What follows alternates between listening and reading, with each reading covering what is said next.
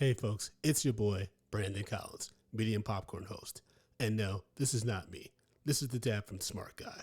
I recently had the opportunity to interview hip-hop pioneer and director RZA about his new film, Cutthroat City. Hopefully you folks enjoy this quick interview, and special thanks to the African American Film Critics Association for the opportunity. And once you're done with this video, be sure to go to iTunes, Stitcher, or Spotify to check out the Media and Popcorn podcast. Rate and subscribe. It's going to be a good time. How you doing, RZA? Brandon Collins from Media and Popcorn Podcast out in Queens, New York. Big fan of your work. Just watched Afro Samurai the other night. Still thanks, bro. That stuff. You mentioned earlier about films that have had an impact on you, and I want to know, as a director, what are the films that have influenced you in this art? I've been inspired by so many films. The best way I can say it to you, bro, is like if you go back and listen to me as a hip hop producer, I'm digging in the crates, you know what I mean, trying to find old samples. So as a film director, I'm just watching and studying. Like I spend so much time studying film. It's almost, it's a habit. Almost every night, I'm digging up something. I don't know if you ever seen a film called Torn Curtain. Once again,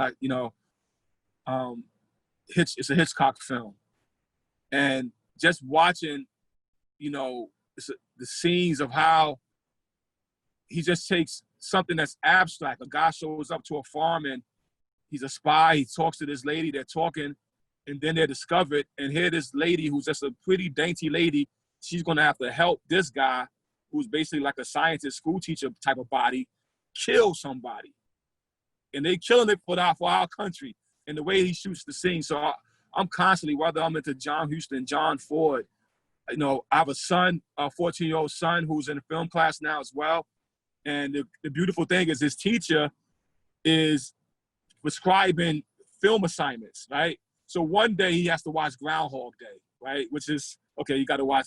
But then he had to watch Once Upon a Time in the West, right? I don't know if have you seen that one? Yes, I have. Right, so now my son sees it and he's wondering how the hell did the director get the fly to cooperate, right, or whatever. All these films, to me are my crates now. You know what I mean? And whether I'm into the 50s or the 60s, of course the 70s, I just watched Wanda the other night, which is in the Criterion collection. Once again, it's my theory, bro, and I'll just end on this. Every film to me has something to offer, right? Whether it's the music, even Attack of the Killer Tomatoes, right? It offers me the idea of, who the hell gave him the budget to make this movie, right? So it's always something in every movie to me that I could hear or see that inspires me, and so it's endless what I study. Thank you.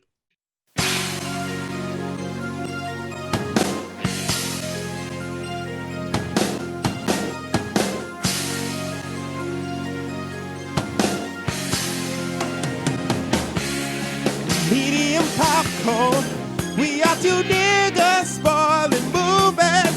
Yeah. Brandon Collins, that's me, and Justin Brown for your movie needs. Medium popcorn, woo! You haven't seen it, well, we're gonna spoil it. Spoil it in your face. That's your warning. So if you get pissed, it's all your fault.